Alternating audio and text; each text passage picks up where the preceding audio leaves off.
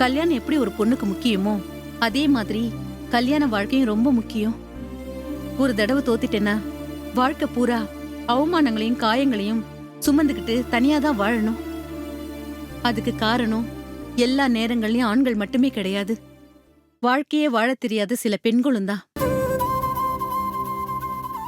அவங்களுக்கு இணையா வாழ்றோன்னு போட்டி போட்டு விட்டு கொடுக்க தெரியாம வாழ்க்கையில தோத்துட்டு அந்த பழிய அதுக்கப்புறமா ஆண்கள் மேல போடுவாங்க. அந்த லிஸ்ட்ல நீயும் சேர்ந்துராதம்மா. முதல்ல உன்னை திருத்திக்க. அவரை ஹர்ட் பண்ற மாதிரி நடந்துக்காத. அதுக்கப்புறமா நீ யோகேஷ குறை சொல்லலாம். நான் என்னமா திருத்திக்கணும்? எப்பவும் என்னை குறை சொல்லிட்டு இருக்க? சங்கீதா, எனக்கு யோகேஷ பத்தி நல்லா தெரியும். எந்த பிரச்சனையா இருந்தாலும் என்கிட்ட மறைக்காம சொல்லிடுவாரு. அவர்கிட்ட கோவம், சாஃப்டா பேச தெரியாதுன்னு சின்ன சின்ன பிரச்சனைகள் இருக்கலாம். ஆனா இதெல்லாம் கல்யாணம் ஆனா சரியாயிடும். இல்ல அதுக்கு முன்னாடி கூட சீக்கிரமா மாத்திடலாம். ஆனா உனக்குள்ள இருக்கிற பயம், ஃபெமினிசம், ஈகோ, உன் மேலேயே இருக்கிற குழப்பம் இதெல்லாம் இருந்துச்சுன்னா வாழ்க்கையில சந்தோஷமா வாழவே முடியாது. கல்யாணத்துக்குள்ள இதெல்லாம் சீக்கிரமா மாத்திக்கோ. கவலைப்படாதம்மா. எனக்கு இந்த கல்யாணத்து மேல நம்பிக்கை வர வரைக்கும் நான் ஒத்துக்க மாட்டேன். என்ன விளையாடுறியா? அவங்க அப்பா வந்து பேசிட்டு போயிருக்காரு. தட்டு மாத்திக்கலையே தவித்து நிச்சயதார்த்த மாதிரி நடந்து முடிஞ்சு போச்சு. இனி நீங்க விரும்பினாலும் விரும்பாட்டியும் கல்யாணம் பிக்ஸ் ஆயிடுச்சு. அதை எப்படி நாங்க ஏத்துக்காம? மேடம், இது அரேஞ்ச்டு மேரேஜ் இல்ல. யாரையும் கட்டாயப்படுத்தி கல்யாணம் பண்ணி வைக்கல. ஒருத்தருக்கு ஒருத்தர் லவ் பண்ணவங்கள சேர்த்து வைக்கிற லவ் மேரேஜ். உங்க சம்மதத்தோட தான் உட்கார்ந்து பேசணும். இப்போ நீங்க மாத்திக்கிட்டாலும் எங்களால மாத்திக்க முடியாது.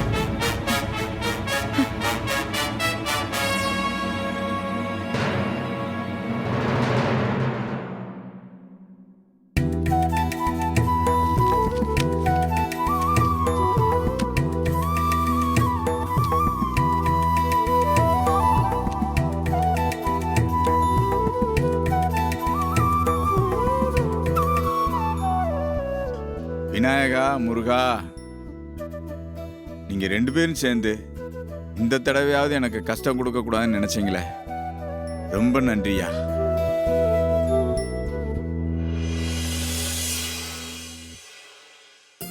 காமாட்சி, காமாட்சி,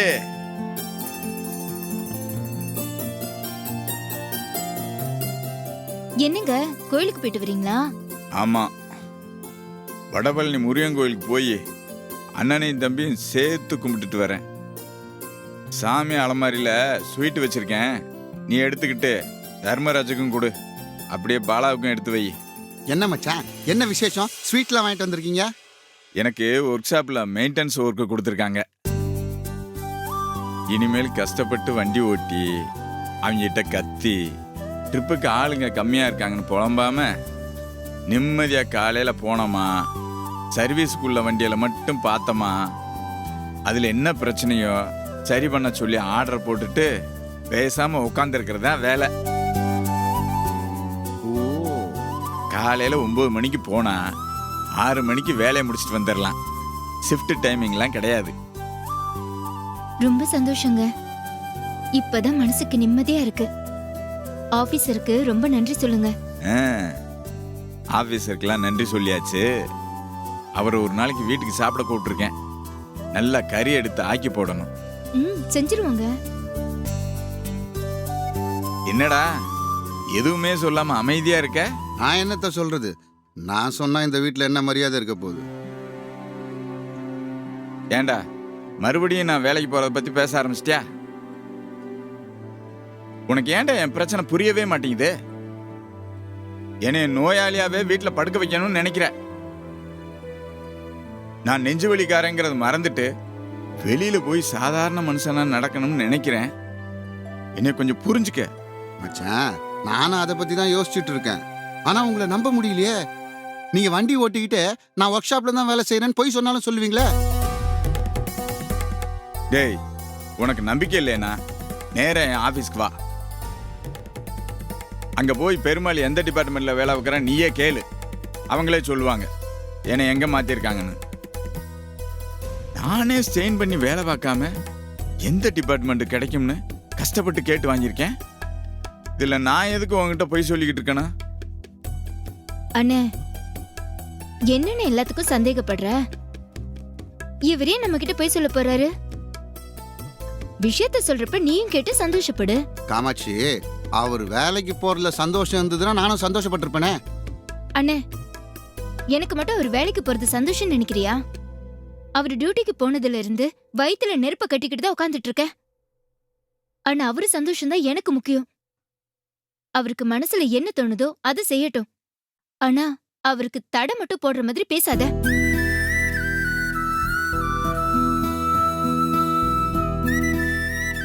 என்னைக்கா இருந்தாலும் அவரு சொல்றதான் நம்ம கேட்கணும்.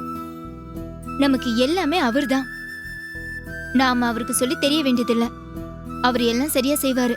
இல்ல காமாட்சி, நான் நீங்க 2 பேரும் கொஞ்சம் பேசாம இருக்கீங்களா? ஏன் இப்படி 2 பேரும் சேர்ந்து என் மனசை கஷ்டப்படுத்துறீங்க? நானே ஏதோ ஈஸியா வேலை கிடைச்சிருச்சுன்னு சொல்லிட்டு எவ்வளவு சந்தோஷமா இருக்கேன். ஆனா நீங்க என் உடல்நிலையை காரணம் காமிச்சு என்னை வீட்டுல உட்கார வைக்கிறதே குறியா இருக்கீங்க. உங்களுக்காக தானே நான் இவ்வளவு கஷ்டப்பட்டுக்கிட்டு இருக்கேன். பையனை நல்லபடியா நான் வளர்க்கணும்னு நினைக்கிறேன். சாகும்போது பெருமாள் காசு கொடுக்காம செத்து போயிட்டான். கடங்கார பையன், அவனை எவனும் திட்டாம இருக்கணும். நல்லபடியா என்னை 4 பேர் தூக்கிட்டு போகணும்னு ஆசைப்படுறேன். இதெல்லாம் நடக்கணும்னா மிச்சம் மீதி இருக்கிற உசுரை காப்பாத்தி உங்க கூட சந்தோஷமா இருக்கணும்னு நினைங்க. முதல்ல நீங்க 2 பேரும் என்னை பரிதாபமா பாக்குறத நிறுத்துங்க. என்னை பழைய பெருமாளா பாருங்க. நாளையில இருந்து வேலைக்கு போகணும் மனசுல வச்சுக்க. கூப்பாடு போட்டு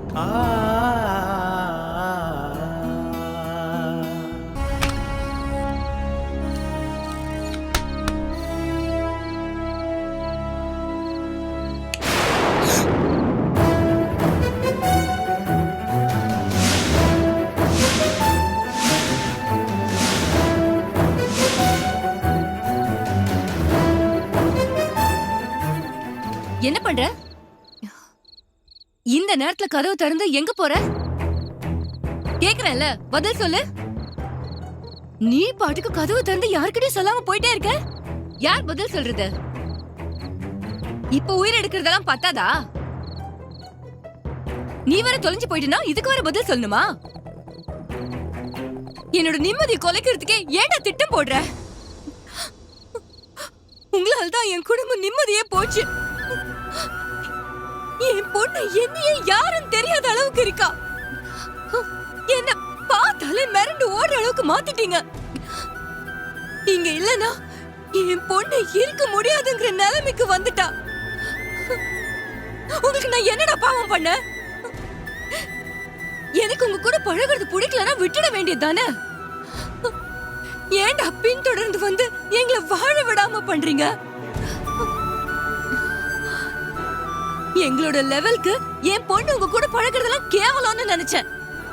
ஆனா இன்னைக்கு பிச்சைக்காரத்தனமா Dress போட்டுட்டு வந்து நிக்கிறா. இப்போ அடுத்து என்ன? என் பொண்ணை என்கிட்ட இருந்து பிரிக்க பாக்குறீங்களா? ஆன்ட்டி, நான் உங்க மேல ரொம்ப மரியாதை வச்சிருக்கேன். அதனால தான் நீங்க திட்டும் போது பதில் பேசாம போயிட்டு இருக்கேன்.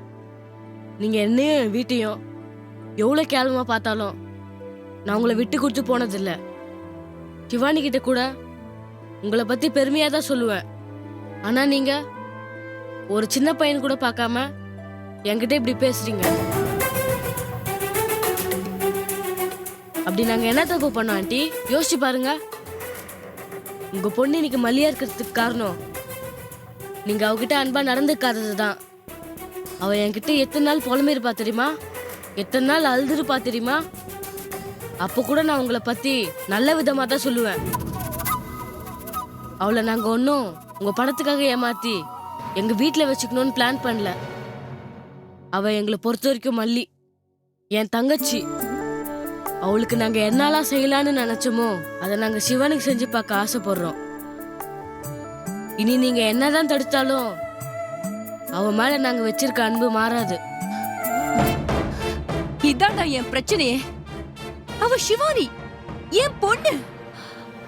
அவ அவளை ஏன்டா மல்லியா பார்த்து உயிரை எடுக்கிற? உனக்கு ஏன் பொண்ணுதான் கிடைச்சாளா? அவ என்கிட்ட எவ்வளவு அன்பா இருந்தா தெரியுமா? ஆனா இன்னைக்கு என்ன பார்த்தாலே வராம இருக்கானா? அதுக்கு காரணம் நீங்க அவளை மல்லியா பாக்குறதுதான். நாங்க அவளை மல்லியா பார்க்கல, சிவானியா தான் பார்த்தோம்.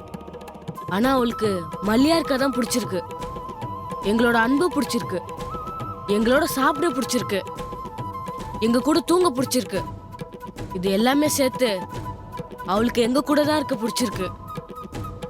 இதெல்லாம் இந்த வீட்ல கிடைக்காதனால தான் எங்க வீடு பிடிச்சிருக்கு. நீங்க ஒவ்வொரு தடவையும் அவளுக்கு பிடிக்காததை செஞ்சு இந்த வீட்ல உள்ளது எதையும் பிடிக்காம பண்ணிட்டீங்க. இப்ப காரணம் நாங்கன்னு சொல்றீங்க. எங்க கூட பழகாதனால தான் கெட்டு போனான்னு சொல்றதுல ஒரு அர்த்தம் இருக்கு ஆண்டி. ஆனா எங்க அப்பா அம்மா என்ன பண்ணாங்க? என்னைக்குமே என்ன எப்படி பார்த்தாங்களோ அப்படித்தானே சிவானியும் பார்த்தாங்க. நீங்க அப்பா அம்மாவை கேவலப்படுத்தி அனுப்புனது கூட இன்னைக்கு வரைக்கும் எங்க அப்பா அம்மா சொல்லி காமிச்சு சிவானி கூட பழக கூடாதுன்னு சொன்னதே இல்லை தெரியுமா? நீங்க திட்டுறதா இருந்தா என்ன திட்டுங்க, நான் உங்களை ஒன்னும் சொல்ல மாட்டேன். தயவு செஞ்சு எங்க அப்பா அம்மா பத்தி பேசாதீங்க. உங்களுக்கு பாசத்தை காமிக்கிறது தவிர வேற எதுவும் தெரியாது. உங்களை எதிர்த்து பேசணும்னு தெரிஞ்சா கூட மரியாதை இல்லாம ஏன்டா அப்படி பேசணும்னு என்னதான் திட்டுவாங்க. அவங்க உங்களையும் வேற ஒருத்தவங்களா நினைச்சது இல்ல. சிவானி மல்லியா அங்க இருந்தப்ப கூட உங்களை நினைச்சு சிவானி அம்மா என்ன பண்றாங்களோன்னு வருத்தப்பட்டுக்கிட்டே இருந்தாங்க. அவங்களுக்கு கெட்டது செய்யறவங்களுக்கு கூட நல்லது பண்ணதான் தெரியும். எனக்கு உன் குடும்பத்தை பத்தி பேசணும்னு எந்த அவசியமும் இல்ல. என் பொண்ணை என்கிட்ட கொடுத்துருங்க, நான் அவளை பாத்துக்கிறேன். அது நீங்க சிவானி கிட்ட நடந்துக்கிறதுல தான் இருக்கு ஆண்டி. என்ன திட்டுறதுனால சிவானி உங்களுக்கு திரும்ப கிடைச்சிட மாட்டா.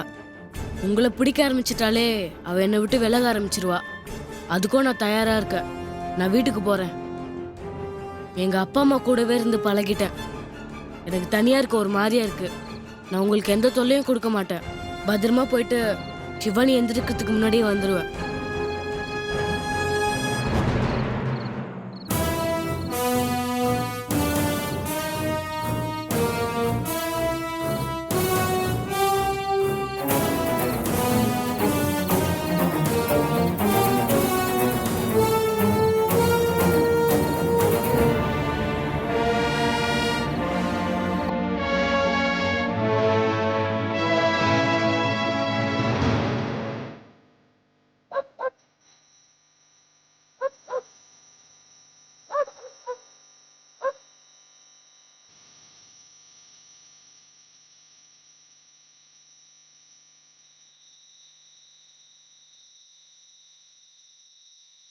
எங்கடி இந்த பயல என்ன காணோம்?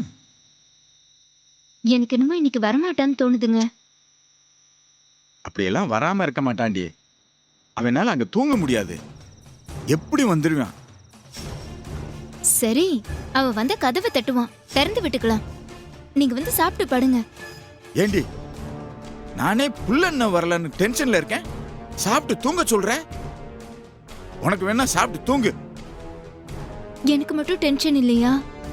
நானும் தான் யோசிச்சுட்டு இருக்கேன், என் புள்ள அங்க என்ன கஷ்டப்பட்டுட்டு இருக்கானோன்னு. நான் சொன்ன நீங்க கேட்டதானே?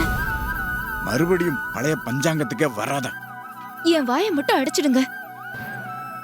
பேசாம போய் சட்டை எடுத்துட்டு வாடி. இந்நேரத்துக்கு எங்க போறீங்க? சிவானி வீட்டுக்கு போற வழியில பாத்துக்கிட்டே போறேன். வழியில வந்தானா அழைச்சிட்டு வந்துடுறேன். இல்லாட்டி சிவானி வீட்டுல சைக்கிள் இருக்கான்னு செக் பண்ணிட்டு வரேன். ஏங்க, அவன் வரமாட்டானா? நீங்க போய் எதுக்கு அழைச்சிட்டு வர போறீங்க? ஏய், காலம் கெட்டு போய் கிடக்குதுல்ல. உனக்கு தான் வெளி உலகமே தெரிய மாட்டேங்குது. வர்ற வழியில ஏதாவது ஒண்ணு ஆச்சுன்னா என்ன பண்ண முடியும்? புள்ளைய கடத்துறதா இருந்தா பணக்கார வீட்டு பிள்ளைங்களை தானே கடத்துவாங்க. நம்ம பிள்ளைய எதுக்குங்க கடத்த போறாங்க? ஏண்டி அவசகனமா கடத்தலாம் பேசிக்கிட்டு இருக்க? உன்னை யாருனாலும் கேட்டாங்களா? போய் சட்டை எடுத்துட்டு வா போ. தேவையில்லாம அலையாம ஒரு ஃபோன் பண்ணி கேளுங்க. ஏண்டி இந்த நேரத்துல போன் பண்ணா தப்பா நினைக்க மாட்டாங்க? அது மட்டும் இல்லாம பாலா நைட் நேரத்துல வர்றது அவங்களுக்கு தெரியாதுல. நீங்க ஏங்க அவன் வரதெல்லாம் சொல்றீங்க? சும்மா நார்மலா விசாரிக்கிற மாதிரி விசாரிங்க.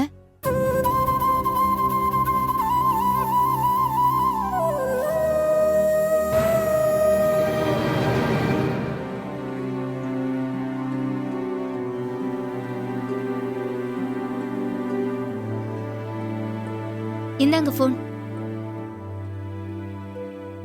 யோசிக்காம போன் அடிங்க. நம்ம பிள்ளைய பத்தி விசாரிக்கிறதுல என்ன தப்பு இருக்கு? அவங்களுக்காக நம்ம பிள்ளைய விட்டு கொடுக்கலையா? பிடிங்க.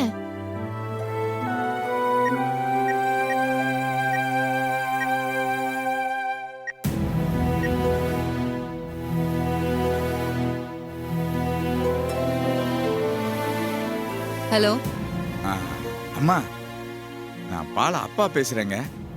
எப்படி இருக்கீங்க? என்ன விஷயம் சொல்லுங்க.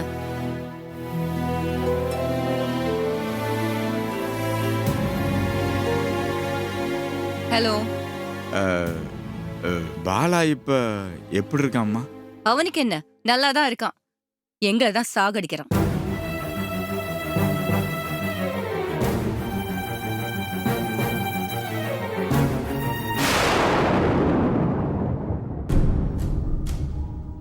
யார்கிட்ட பேசிட்டு இருந்த? அப்படியார் உன்னை சாகடிக்கிறா? நான் அவர்கிட்ட தானே பேசிட்டு இருந்தேன். உனக்கு என்ன? அதான் யாரு? பாலாவோட அப்பா. போதுமா? அந்த குடும்பமே என்ன அழ வச்சு கஷ்டப்படுத்தி பார்க்கணும்னு யோசிக்கிறாங்க.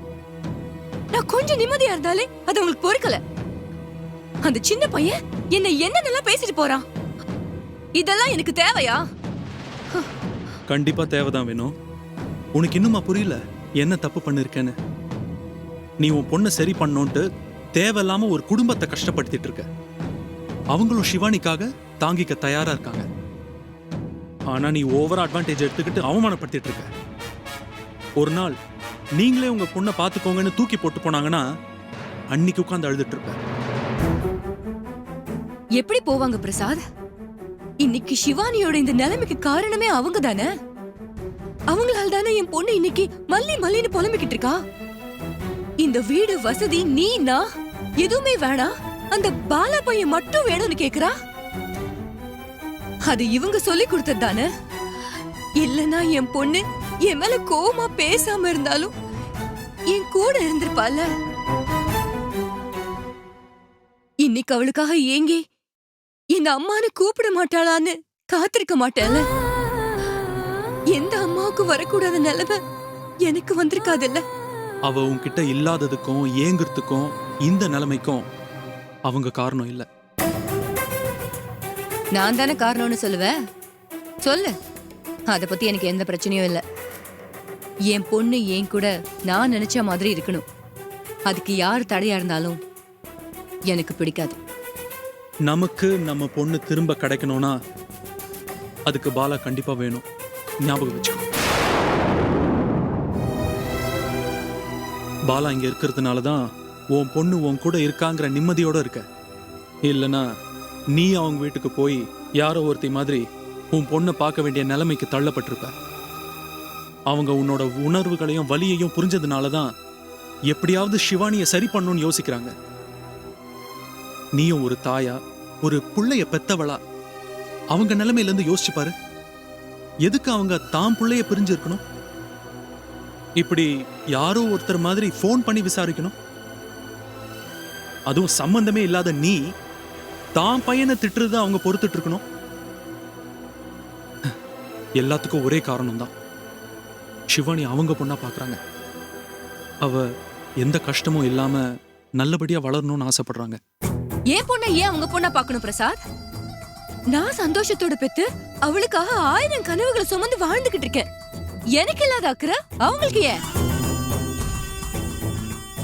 உன்னால சுத்தி இருக்கிறவங்க மனநிலைய புரிஞ்சுக்க முடியும், உன் பொண்ணு புரிஞ்சுக்க முடியும். ஆனா ஒரு தாயா என்ன உன்னால புரிஞ்சுக்க முடியாது. வயித்துல சுமக்கிற அம்மாவோட வலி நெஞ்சில சுமக்கிற அப்பாவுக்கு புரியாது. உனக்கு நான் சொல்லிதான் தெரியும் அவ வயித்துல உதைக்கிறான்னு. உனக்கு நான் சொல்லிதான் தெரியும் குப்புற விழுந்துட்டான்னு. உனக்கு நான் சொல்லிதான் தெரியும் அவ உன்னை அப்பான்னு கூப்பிடுறான்னு. ஆனா இன்னைக்கு நீங்க எல்லாரும் சேர்ந்து என் பொண்ணை பத்தி எனக்கே புரிய வைக்கிறீங்க. நீ நினைக்கிற மாதிரி அவ மனச புரிஞ்சுக்கிட்டு வாழற உறவு கிடையாது. தொப்புள் கொடி உறவு. தொப்புள் கொடியை கட் பண்ணி என்கிட்ட இருந்து பிரிச்ச மாதிரி இப்ப பிரிச்சுடலான்னு நினைக்காதீங்க. அது யார் நினைச்சாலும் நடக்காது. என் பொண்ணு என்கிட்ட தான் இருப்பா. அவளை யாரு உறவு கண்டாட நினைச்சாலும் நான் விட மாட்டேன். நீ பேசுறது முட்டாள்தனமா இருக்கு வேணு. நான் உன்கிட்ட இருந்து சிவானிய பிரிக்கணும்னு நினைப்பேனா, இல்ல சுத்தி இருக்கவங்க தான் பெத்த தாய் கிட்ட இருந்து புள்ளைய பிரிக்கணும்னு நினைப்பாங்களா? எல்லாம் உன்னோட கற்பனை. நானா இருக்கட்டும், பாலா வீட்லயா இருக்கட்டும், எல்லாரும் உன்னையும் சிவானியும் சேர்த்து வைக்க தான் ஆசைப்படுறோம். அதுக்கு தான் ஒவ்வொரு நாளும் போராடுறோம். அத முதல்ல நீ புரிஞ்சுக்க. ஒரு சின்ன பையனை நோகடிக்கிறதுனால உன் பொண்ணு ஒன்னும் திரும்ப கிடைச்சிட போறது இல்ல. உன்னை விட்டு இன்னும் விலகி தான் போவா. என்னை விட்டு என் பொண்ணு விலகி போகாம இருக்கிறதுக்கு என்ன பண்ணுன்னு எனக்கு தெரியும். நீங்க யாரும் அதை பத்தி யோசிக்க வேண்டாம். எனக்கு அவளை தவிர வேற வாழ்க்கையே இல்லை. எல்லாமே அவதான். அவளுக்கும் எனக்கும் நடுவுல யாரும் தொந்தரவு பண்ணாம இருந்தாலே போதும். அவ என்ன சுத்தியே இருப்பா.